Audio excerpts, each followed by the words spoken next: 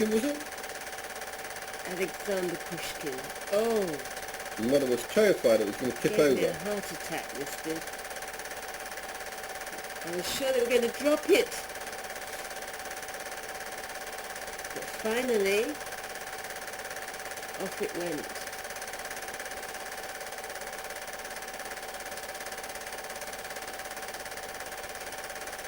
It went up so high. Oh, all our possessions in there. What a beautiful vehicle. Yes, it was so proud, that did.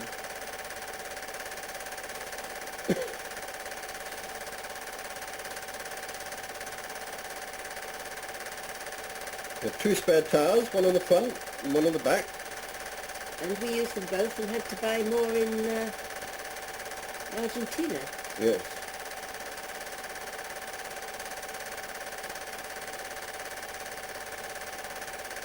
It's leaning over, look at that. Yeah. Terrible. I think that's just about the end of that one, so we're on board. So, well, here we are, in the middle of the Atlantic. There was a force 9 gale. A very, very rough sea. And I think we tried to show you a shot of just how high the waves are and how we, oh, here we are, going right up. It doesn't look as though it's moving from here because of course the boat's stationary and the horizon's very hard to see. However, the boat had stabilizers, so it didn't roll at all. It just had an awful steep climb up the waves and then right down the other side.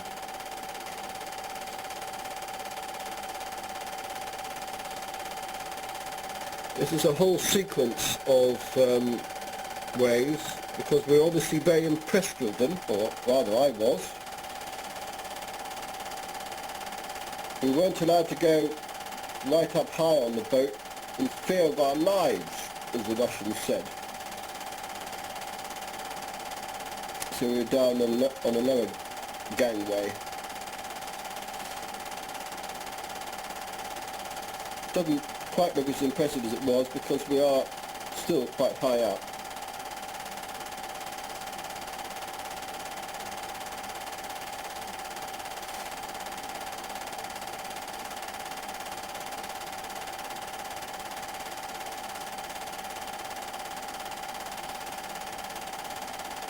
I forget how many days we had of this. I think at least it was a couple of days of this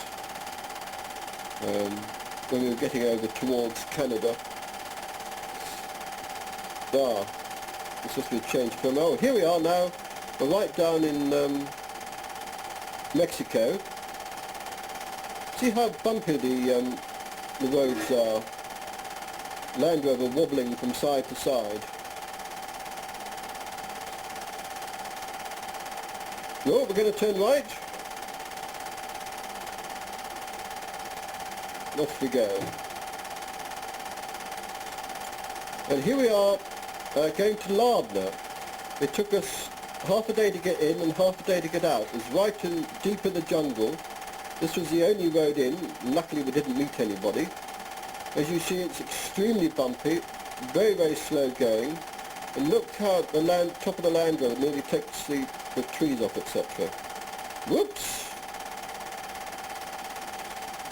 And after Mexico, we went down the right-hand side into Belize, and from there we sort of went west, crossed into Guatemala and saw Tikal.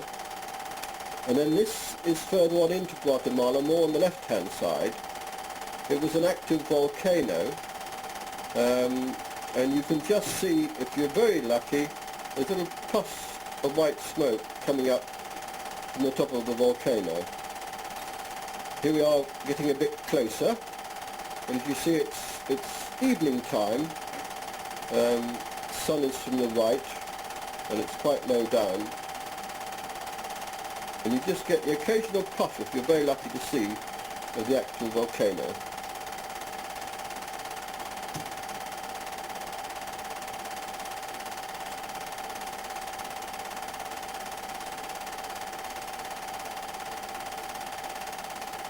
all dripping stuff, isn't it? Yeah, I think that's just about the end of that film. But there is more to come. So we're back on the volcano. Obviously changed the film And it will get darker and darker. eventually. There you are. Look, that was Bit of something. red.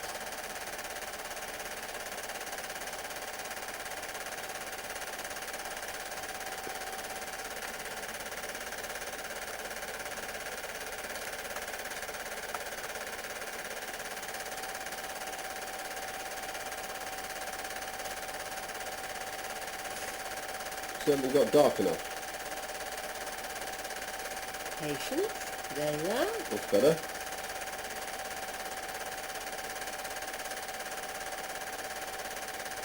It was obviously very spectacular because we wasted so much film on it.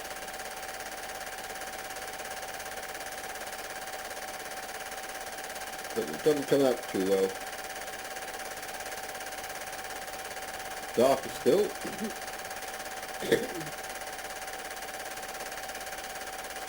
The thing was, we sat there until it got absolutely pitch dark and we could see all this, and then eventually we had to get down the cinder fields. Of course, the cinder fields were all black. And we didn't have any flashlights, and it was quite a journey. In the end, I remember we all joined hands and just leapt for it, really.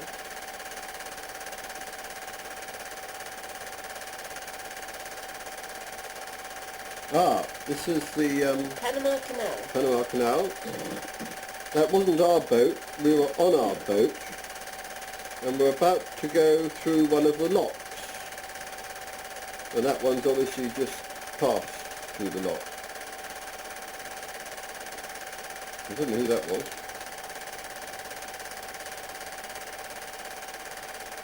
Right, these little train type locomotive things pull the boats along. You can see the water to the right is higher than the bit to the left, and those are lock gates, huge lock gates for these ocean liners and things to go through. And that was obviously a boat the other side. And if we stayed long enough, which I don't think we will, you'd see it go up or down, whichever way we were going. I remember there was hardly any room between the edge of the boat and the edge of the lock. It was about an inch.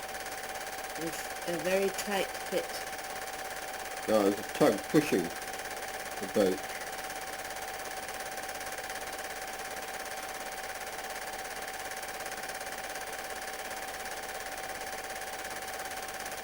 Oh, now this must be, this is Ecuador, going up a mountain with somebody else's Land Rover, not ours. Towing Klaus and Anna in the Volkswagen. They couldn't make any of the hills. And they And we couldn't had make to it up. You'll see they tow stop in them a every minute. day nearly. We made it, but they couldn't. Yep, going backwards. That's our Land Rover. And that's the mountain up there. It's beautiful it was. We camped there. And that was some American friends. Marianne and some Jim. Chuck? Jim. No, Chuck was the Canadian. Oh, right. Marianne and James or Jim. That's our Land Rover again. We camped there one night. Yes. It was very cold. And that's the end of that one. So now we're in South America. And this was the trip going from Lima to Cusco, which is 750 miles from sea level up to 16,000 feet we did in one day. With tremendous height. Not 750. No, it's 750 miles, but the north to 16,000 feet in one day. This was a beautiful area where you will shortly see a village in the distance that was sort of 3 miles away. There it is. 13 miles by road. But zigzag. That was Klaus. The German people. And there's somebody else. Christopher. And then this is obviously us going down the side of the mountain. Oh, look at that. No banisters on the side of the road. It's actually scary sometimes. It's not so bad on this bit, but sometimes there's a sheer drop. Big boulders everywhere, and there were landslides. Avalanches. No made-up road at all. It was all pure dirt track. And you had to drive to miss everything. You see how near the edge we get sometimes. It took us about a week, this journey, and the average, and we drove an awful lot. We got up bright and early, we drove most of the day, and the average speed that we managed while we were driving, not including the stopping time, was only 15 miles an hour to complete the 750 miles. You see? Can you see how steep and things the side of the road was? We get very close to it sometimes. This is the change of the film halfway through.